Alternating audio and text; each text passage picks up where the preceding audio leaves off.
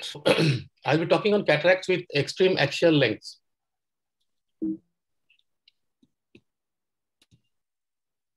The scope of the topic, I'll cover up the high myopia cases with an axial length greater than 26 millimeter and non-ophthalmos, a rare condition characterized by a small globe with a short axial length. So these are the issues which are to be taken into consideration before going to operate a myopic case. The choice of lens, anesthesia, capsulorhexis, centration, and dealing with LIDRS. So biometry over the years of around 15, 20 years experience and with the newer machines and newer formulas, what we have found is Barrett, Universal 2 and Olsen provide a consistently accurate result in axial lengths of above 21 millimeter up to 28 millimeter. If you see this graph, you'll be able to see that the Barrett and the Olsen, these are mostly near emmetropic in all the instances, compared to the other formulas. And the biometry becomes exceptionally challenging if you have a staphyloma like this. In the USG, you can see there is a staphyloma. So in these particular cases, the chances of generation of error is huge, especially if you are not able to do an optical biometry. And ultrasonic biometry will definitely give an overestimation of the axial length. The choice of IOL myopics usually have a very good near vision. So when they remove their glasses, so your target distance reflection should be around -1 to 1.5, because they'll be extremely unhappy if they're more towards the plus side. So you have to keep a margin of safety around 1 to 1.5 diopters of myopia. And the choice of IOL should be in your hands. Whichever IOL has the least incidence of PCO, go for that, because the subsequent YAG cap might lead to a lot of complications like retinal detachment, etc. And it's better to avoid a trifocal in axial lengths more than 30 millimeter. Topical anesthesia is definitely preferable due to the chances of globe perforation. We have seen devastating results with myopes with penetrated, in which the needle has penetrated the globes, especially the staphylomas. The capsulorhexis must be of adequate size. It should have a very good overlap, because otherwise the lens will pop out of the bag and will lead to more myopic shift, and it should be perfectly centered. Flax is helpful in some cases. LIDRS is lens iris diaphragm retropulsion syndrome, is a big problem while you operate on the myopic eyes. And this is how LIDRS happens.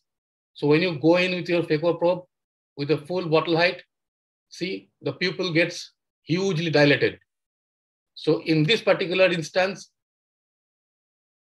either you need 2 parameters, or you have to go with a second hand instrument, a blunt one, go to the pupillary margin and break this adhesion. So then after that, the pupil remains moderately dilated. So whenever you take your phaco, because if you suddenly withdraw your phaco probe in a myopic eye, it will lead to a sudden gush of aqueous, and it might lead to PVD. So here you can see that the cortical aspiration is going on.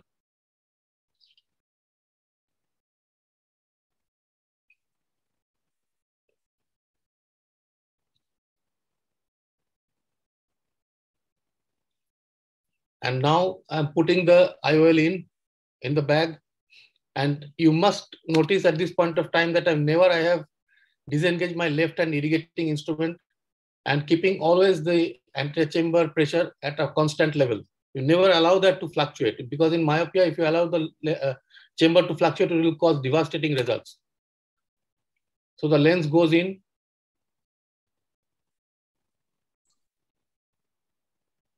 And you always have to remember that you are operating a myopic case every time. Otherwise, the tendency of bringing out the instrument becomes a normal habit. I also show it in the next case.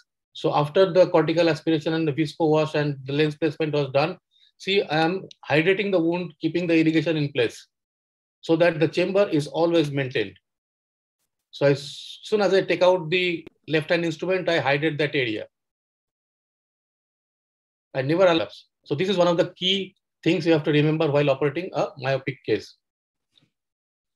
So here you can see again the IOP, if you notice 30. So in this particular case, you see I am entering the antechamber with very little fluctuation of the iris pupil diameter. See, it's a very little fluctuation. So these are the benefits of active fluidics, wherein you can control the amount of fluid that is going inside the eye. And in a gravity-based system, your bottle height should not exceed 60 to 70 millimeter from the ground. So here you can see again, if you notice, I'm taking out my phaco probe suddenly and see, and there is a PV that has been induced. So the chamber maintenance thing is absolutely important. Now coming to high hyperopia and nanophthalmos, biometry again is a problem, and we have to go for the Holliday 2 Haigis or Hoffer Q, which incorporates additional white-to-white data measurement and refraction, and also the anterior chamber depth to produce more accurate results. And cataract surgery is challenging in these eyes because of small, which increases the risk of damaging the intraocular tissues. UVL effusion may occur more easily because of the inherent scleral properties. To avoid these complications, you have to maintain a stable anterior chamber intraoperatively. Preoperatively, you must administer mannitol to reduce the vitreous pressure prophylactically. Capsulorhexis in hyperopic eyes is prone to tear towards the periphery because of the dome-shaped configuration of the anterior capsule. Refill the anterior chamber with OVD as necessary. IOL choice is sometimes very limited. There is only one IOL that is commercially available up to plus 40. Rest other IOLs, you have to go for a custom-made IOL, or you have to go for a piggybacking if there is anterior chamber space. So this is a case of high hypermetropia which I am operating. You can see the capsule is already a slight bulge you can notice in the capsule. So it is very important to make a smaller size capsulorhexis, because if you want to make a bigger size capsulorhexis at one go, it might extend to the periphery and it may not be controllable. So it's better to go for a smaller rhexis.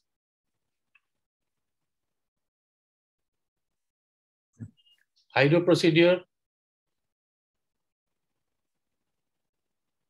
This was a case of refractive lens exchange. The IOL power was plus 40. On the higher side, the IOP is at 60.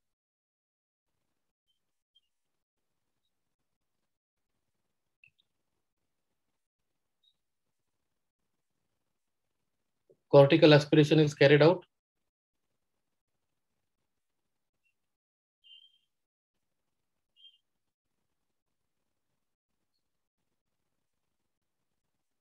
And followed by the implantation of the lens. And these lenses are usually very thick, so you have to be very careful while injecting. It might stretch the wound, and you have to put a suture if required. And always you have to maintain the anterior chamber. See, the capsular size is a bit smaller, so I decided to go ahead and put some more viscoelastic and go for a bigger size rhexis. And even if you leave it at that particular stage, there is no problem.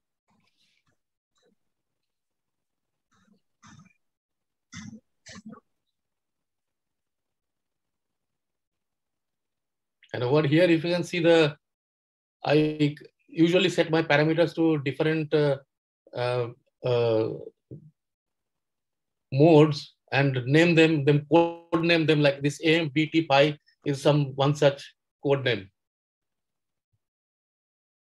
Grade of parameters. Thank you so much.